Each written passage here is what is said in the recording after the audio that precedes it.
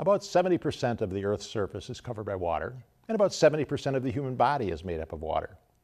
We know that water is essential for all forms of life on this planet, and we particularly know that water is essential for our human existence and for our health.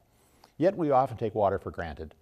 Perhaps that's because we use and consume water every day, and we've come to think of water as a commodity that is perpetually available. Or perhaps because 6% of Minnesota's surface area is covered by water, more than in any other state, and we're known as the land of 10,000 lakes, we just assume that we have been blessed with water and that it'll always be plentiful and clean. Unfortunately, that's not the case. We have some major water issues that are threatening our future. Most of the lakes and streams in south of Minnesota have been deemed unsuitable for swimming or fishing because of pollution. Many of our public water supplies are threatened by increasing levels of nitrates, the cause of blue baby syndrome. And our public water systems in Minnesota are in need of major upgrades to prevent a tragedy similar to that playing out in Flint, Michigan. When you add to that the fact that our water needs will soon exceed our water supply, you can see that water quality and quantity are things that are urgent for us to address. Water is certainly a public health issue that demands our attention. But water is much more than that. It is part of our identity, part of our history, and part of our culture. If we lose our plentiful supply of clean water, not only will our health be threatened, so will our identity. Obviously, water needs our attention, and we will give it that attention on today's episode of A Public Health Journal. Please stay tuned. Welcome to A Public Health Journal, a program that explores the public health issues facing our society today and tomorrow. The host of our show is Dr. Ed Ellinger, Commissioner of Health for the state of Minnesota.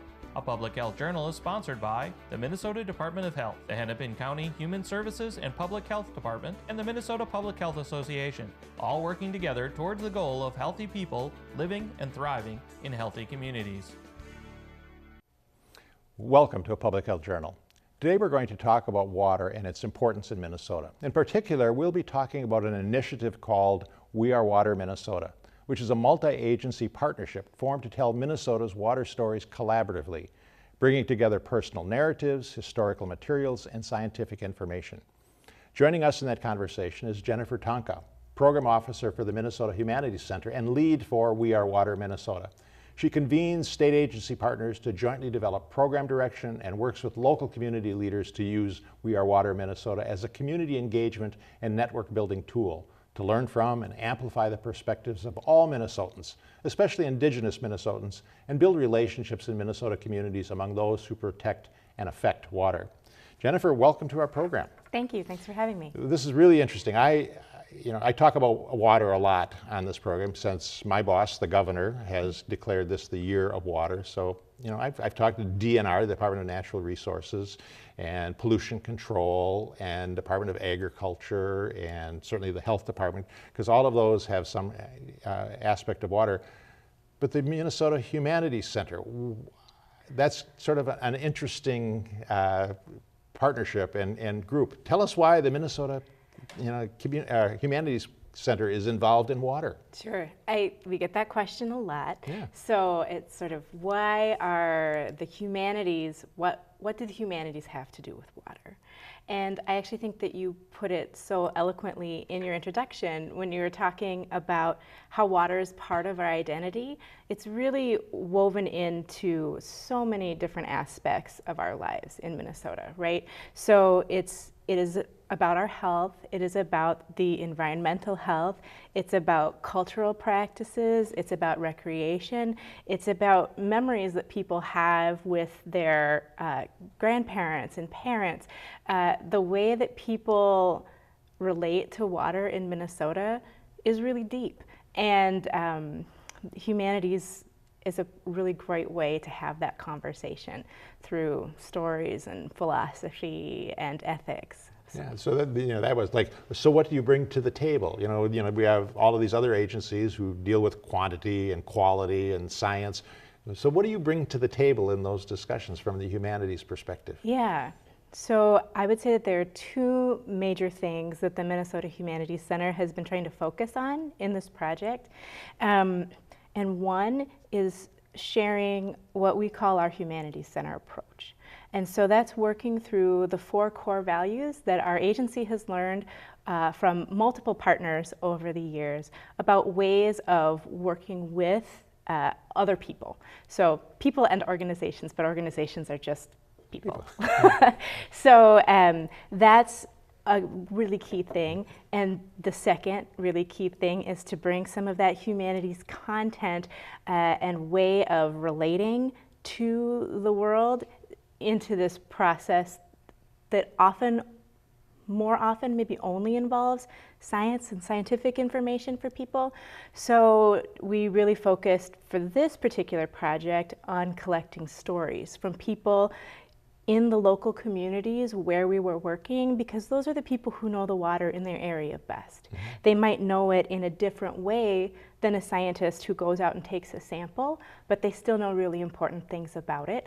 And we wanted to make sure that those stories were shared as part of the content of the exhibit, right up there with the scientific facts mm-hmm. and the historical information. Yeah. Does this help make water more accessible to the general public, as opposed to, it's really about the water suppliers, it's about the chemicals, it's about the science? Right. Does this make water something that everybody says, oh yeah, that's part of my life, that's what I need to be engaged with? Yeah, exactly. I think it's makes it more relevant, more relatable.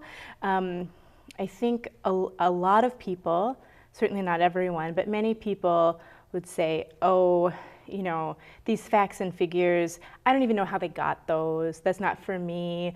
I'm not a scientist. Like, some people think in that way. But everybody can relate to stories, right? Mm-hmm. Stories are this primary way that humans have communicated with each other since the beginning. And so everybody has a water story. Everybody has multiple water stories. Now, it's not that those scientific facts aren't important, because they certainly are. People need to know that 40% of lakes and streams in Minnesota are polluted, right? Mm-hmm. People need to know those things, but to be able to hear them, they might need to know why it's important that those lakes and streams are polluted. Mm-hmm. And for many people, that way in is through other people. Yeah. So we have a little video that mm-hmm. talks about We Are Water Minnesota, but so I want you to give a little lead into this very short little videotape. But what is We Are Water Minnesota? What it is, how did it get developed, and so that we can then, when we see the little video, sort of get a picture of what's going on. Sure. So it's really three things. It's a partnership on three levels. So we talk about a traveling exhibit, and I think that's primarily what the video is going to show. So that's this educational material that's the personal narratives, the historical material, and the scientific information all just sort of packaged up together so that people can see it. It's also public activities that host sites plan.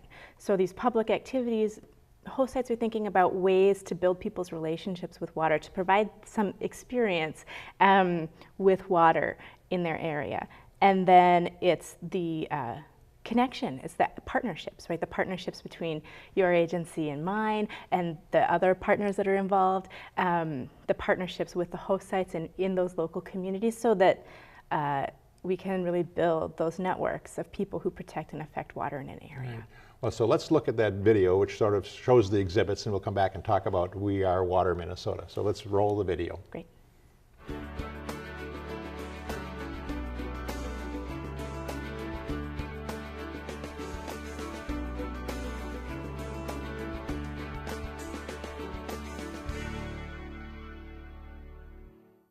While working on this week's episode, Pioneer got the opportunity to tour the Minnesota Smithsonian Waterways exhibit.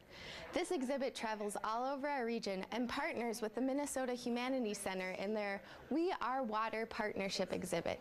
These exhibits prove that everybody has a story to tell about water, and everybody has a responsibility to water quality. Check out what you can do. When people walk through the Smithsonian exhibit, one of the really exciting things is that the Smithsonian has built all sorts of really great ways of interacting with the exhibit.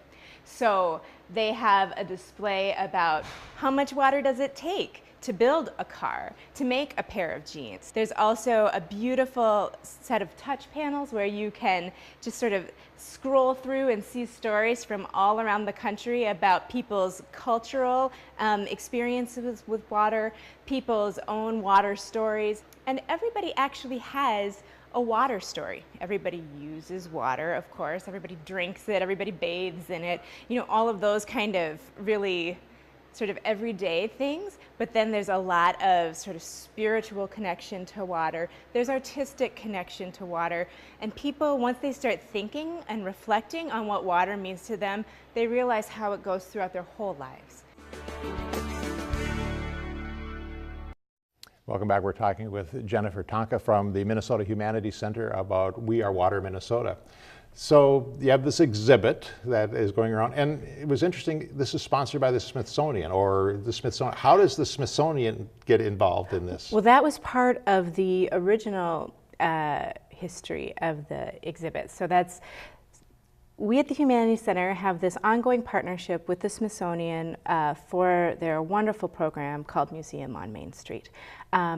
Museum on Main Street wanted to build an exhibit that involved multiple institutions within the Smithsonian, because of course the Smithsonian is a very large institution with museums of many different types, right?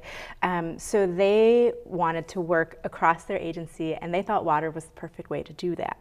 So they built an exhibit called Waterways.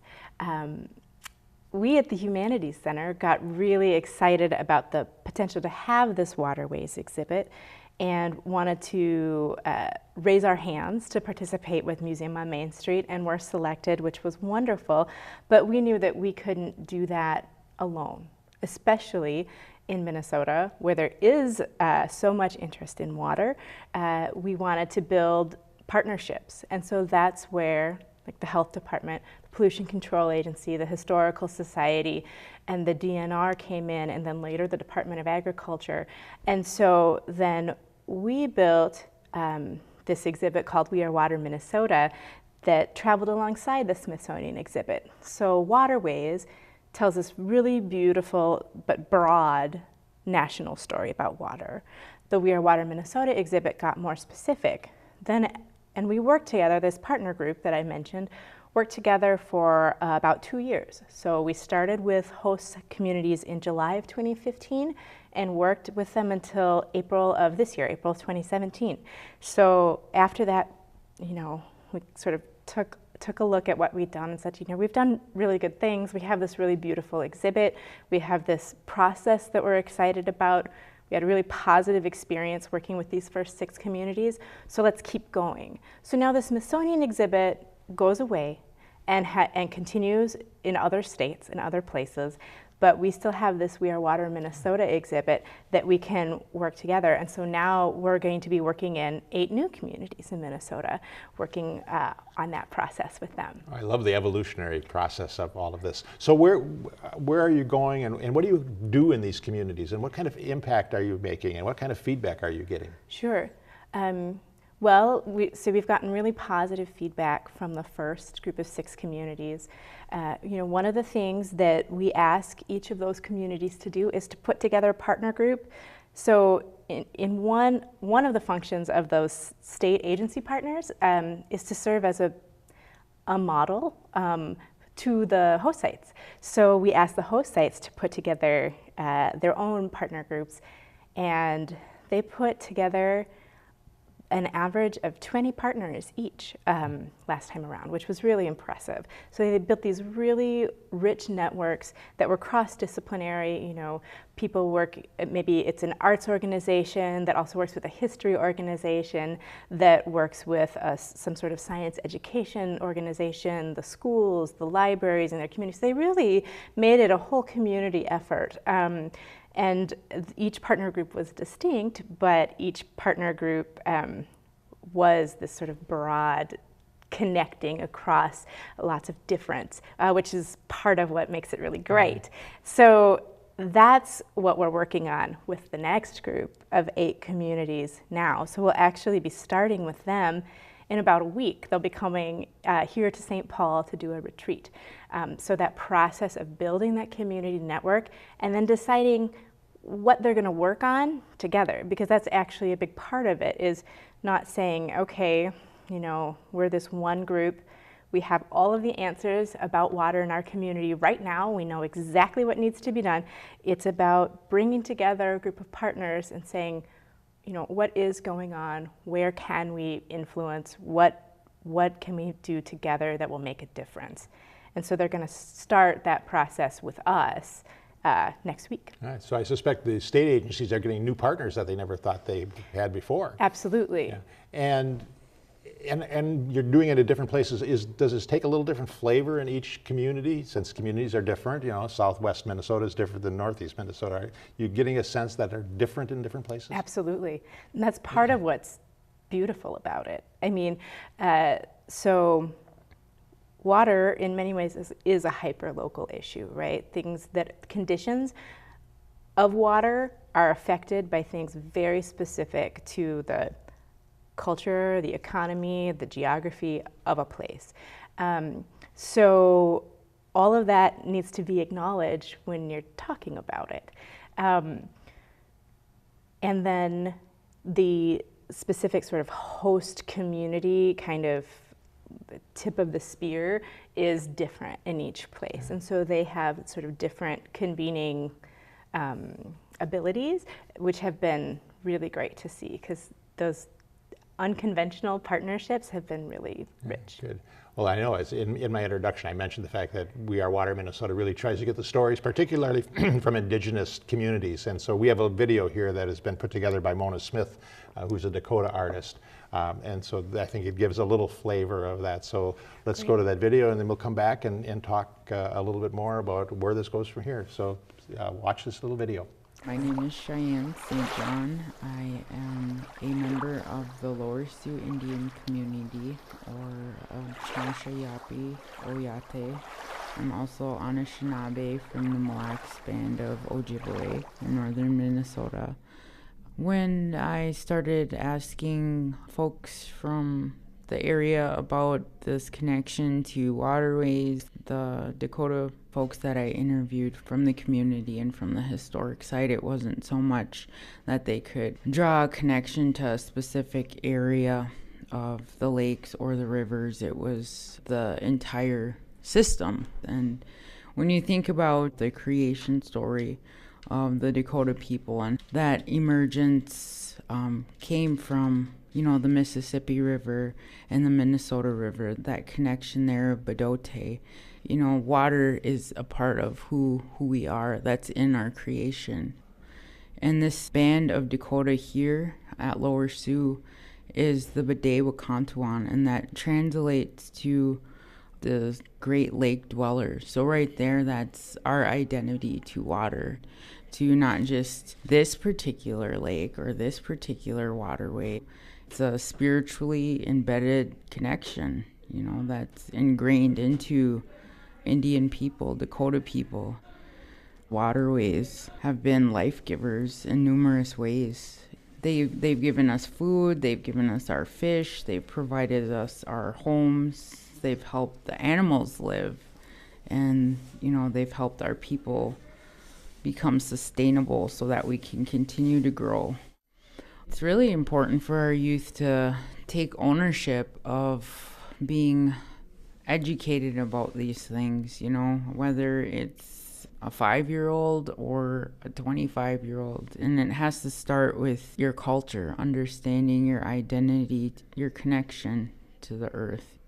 Mainly because I'm a mother, and that's what I want my daughter to respect and learn from.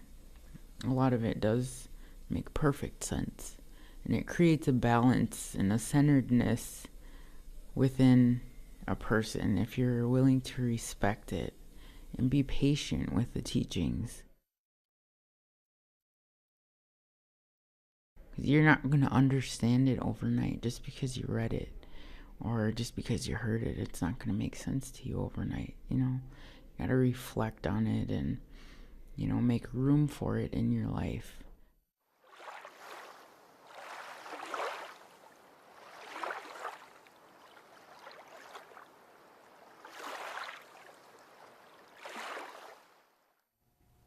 Welcome back. We're talking about We Are Water Minnesota with Jennifer Tonko from the Minnesota Humanities Center.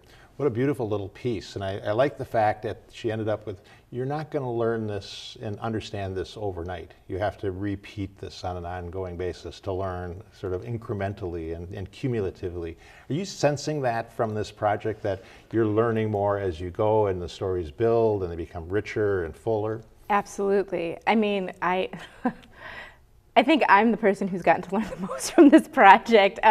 It's been my privilege to get to just sit with these stories, but it's also been my pleasure to watch other people learn from them a lot. So one place that I think of that is just really special and has done a lot of work with this is Lanesboro. So it's one of the original sites. And you know, Lanesboro is a really dynamic and engaged community. They really work together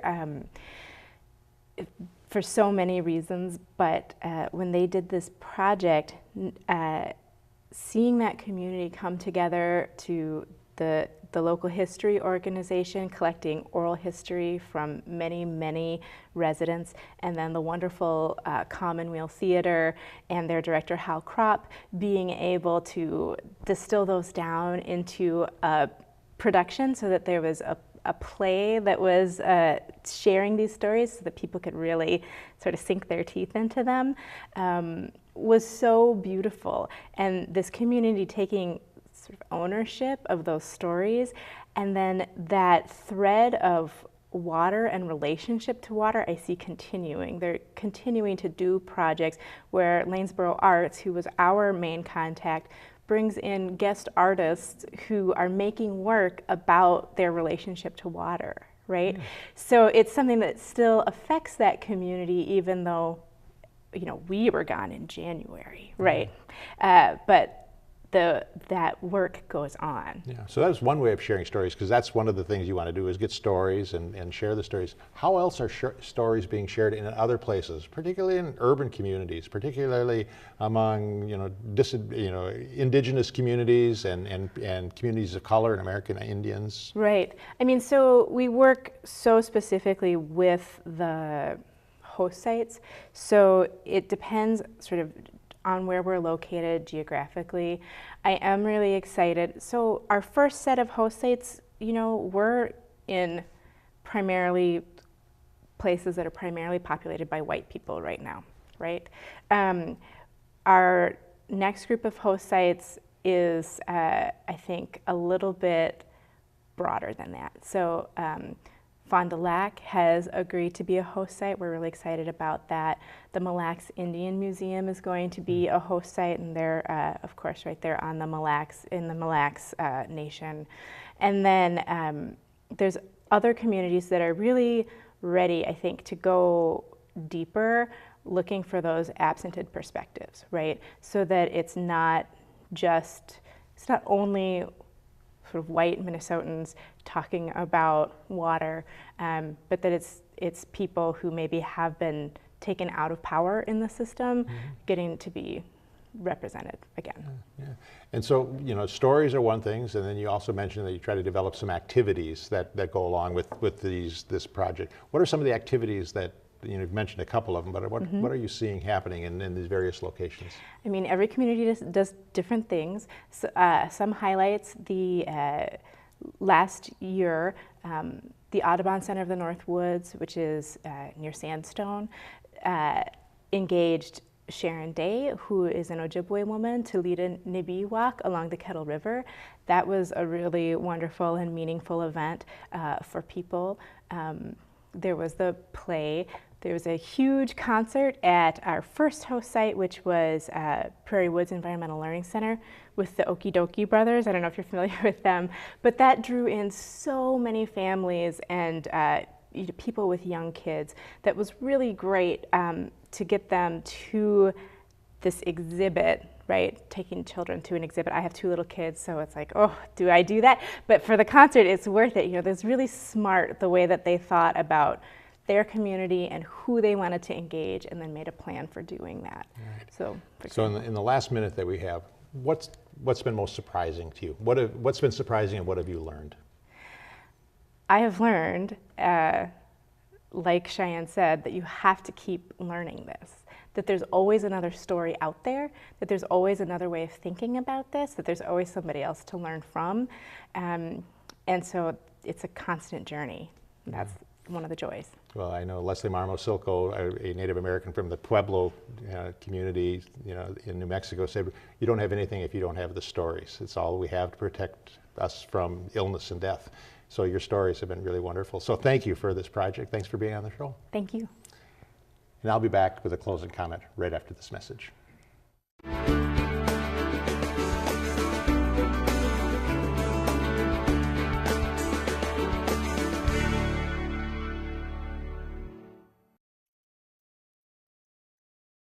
When people make that connection with the water, that they can help their own healing processes.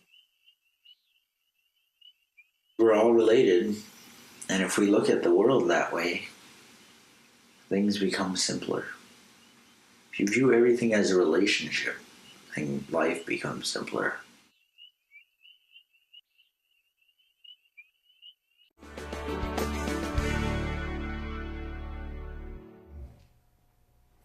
Clean drinking water is essential for health, and access to it should be considered a basic human right. That doesn't mean that each individual or organization has the right to use water in any way he or she would like. Because it's a community resource, the use of water beyond basic human needs is a privilege, not a right. We need to think in terms of water privileges rather than water rights. And with that privilege comes the responsibility to use our finite water resources in a way that sustains and enhances the commons, or the communal good. Basically, we need to stop thinking about water as a commodity, but as a gift entrusted to us to help us sustain and advance our human existence. Water and its use underscores the foundational public health principle of social justice. Everyone should have their essential needs met, and in using the resources to address those needs, no one should benefit at the expense of others. The problems facing our waters today are because we have not consistently followed that principle in our use of water. That needs to change if we hope to thrive as a community or a society. Every individual in all sectors of our society, like industry, agriculture, transportation, defense, energy, etc., must recognize the need to be good stewards of our water resources. All must embrace water use practices that add to the overall health of our waters and the overall health of our community. The needs of the community must trump personal desires and business needs. No one sector alone can protect our waters. All must be involved. It requires a water and all policies approach with healthy waters and social justice as the goal. That's all for today. Thanks for watching. I hope you can join us again next time on a Public Health Journal.